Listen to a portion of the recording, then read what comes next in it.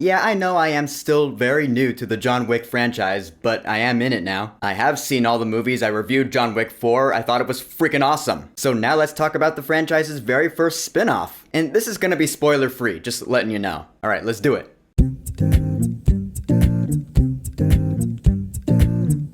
The Continental. So The Continental is a 3-episode miniseries on Peacock from the world of John Wick. You know, those Keanu Reeves action movies that people love. This little miniseries is a prequel of sorts. It takes place in the 1970s and it revolves around Winston Scott, who in the movies was played by Ian McShane. You know, the guy who runs the Continental Hotel in New York who's all like, Jonathan. This miniseries shows how he came to run the hotel. So in The Continental, young Winston Scott, he's a badass. He has a beef with Cormac O'Connor, who currently runs the hotel. So he's like, I'm gonna put together a crew and we're gonna take this douchebag down. And take his house while we're at it. That's the basic gist of the story. There are different things bobbing and weaving throughout, involving side characters and subplots, some of which matter less than others. And here we go with our very first John Wick spinoff. Now, I know this miniseries got mixed reviews, but I don't know, I thought it was pretty cool. Is it as good as John Wick? No, not remotely, but I still thought it was pretty cool. I like the main characters here. Young Winston Scott, played by Colin Woodell, who I have seen before, I don't remember where, but I thought he was pretty good. He does have a lot of charm, he always knows what to say. What are you waiting for?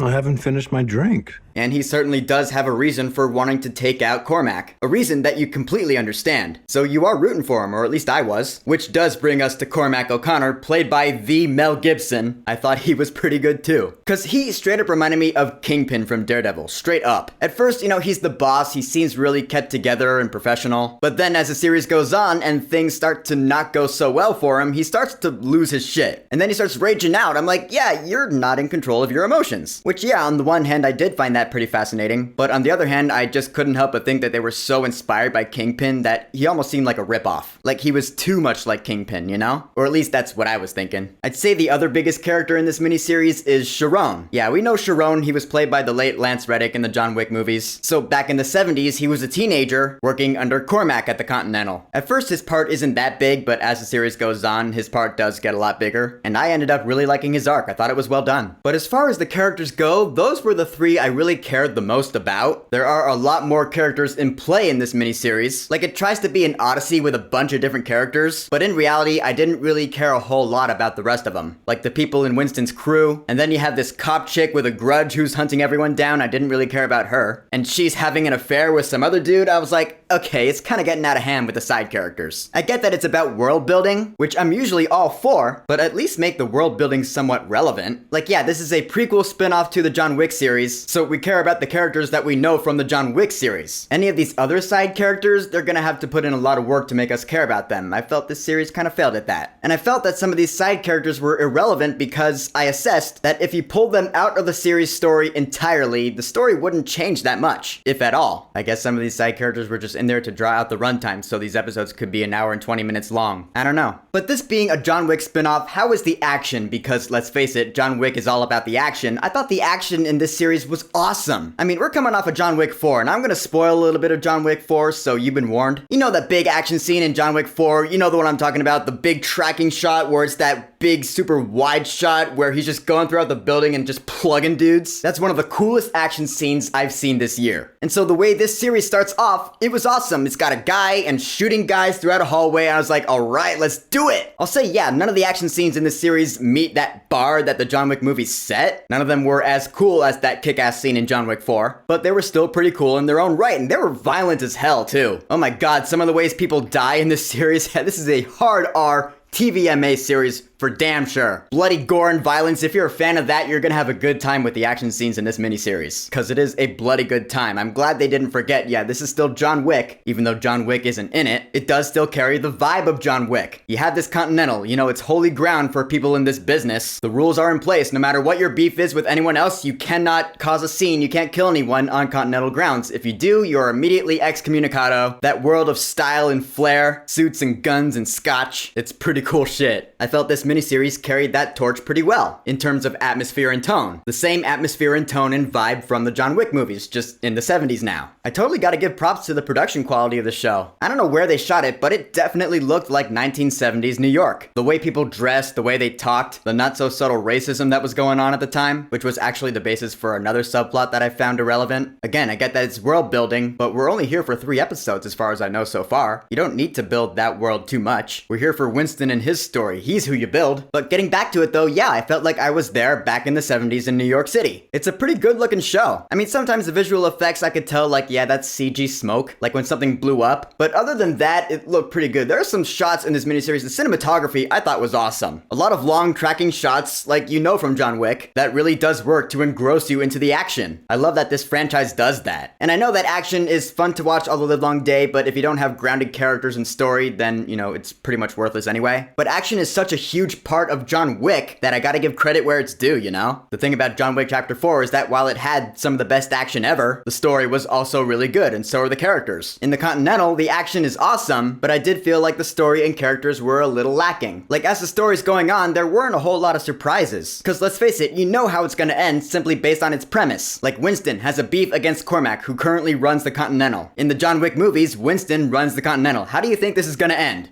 Yeah, exactly. So that did kill some of the tension in the series. Yeah, I know, I said this would be spoiler-free, but that is a complaint I have, and technically I didn't spoil anything. I didn't tell you how this series ends. What I'm saying is, if you watch this and you think you can figure out how this is gonna end, I'm pretty sure you're gonna be right. That's what I'm saying. Last thing I gotta talk about is the music, which was all around unimpressive. I mean, the score was really nothing special. It was your basic average action movie score, but for a miniseries instead. But that was nothing compared to the myriad of needle drops in this miniseries. Oh my god. There were so many needle drops. At a point I was like, is this a miniseries or just one big music video? I haven't heard so many needle drops in something since the movie Cruella. You remember that? Yeah, it got about that bad. To the show's detriment at times. Cause sometimes there would be a dramatic moment and then it would be cut off by some 70s song and it would kill the mood for me, I'm not gonna lie. They definitely should have cut back on the needle drops. But in the end, the Continental, I did enjoy it. Like, all in all, I would give it a 7.5 out of 10. I thought the action was fucking awesome. The cinematography, the visual effects for the most part. It's a great looking show, it's a lot of fun to watch. The main characters were really cool, but the series did feel a little bloated with a lot of side characters and subplots that just didn't matter to me. And the needle drops were way too abundant. I'll say if you're a John Wick fan, this is definitely worth checking out. You'll probably end up liking it, but if you're not a John Wick fan, this isn't gonna bring you over to the side. It's not like you're gonna watch this of all things and be like, oh, I see now what I've been missing. I should definitely watch those movies now. That's not gonna happen. This was made for John Wick fans, and John Wick fans will probably at least like it. So there you go. Alright, so the Continental from the world of John Wick. Have you watched it? What are your thoughts on it? And what's a movie franchise you think would benefit from having a spin-off miniseries like this? Whatever you think, go ahead and leave a comment. And of course, thank you for subscribing. Now, if you'll excuse me, I have to resume my Chucky marathon. I've been watching those movies for the first time. I am now at Seed of Chucky. Wish me luck. Peace!